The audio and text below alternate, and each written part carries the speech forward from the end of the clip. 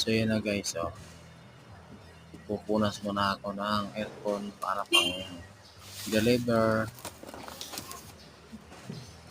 Papawis lang para gumanda ang aking pangatawan, hindi tataba. Yun lang guys, linis lang araw-araw.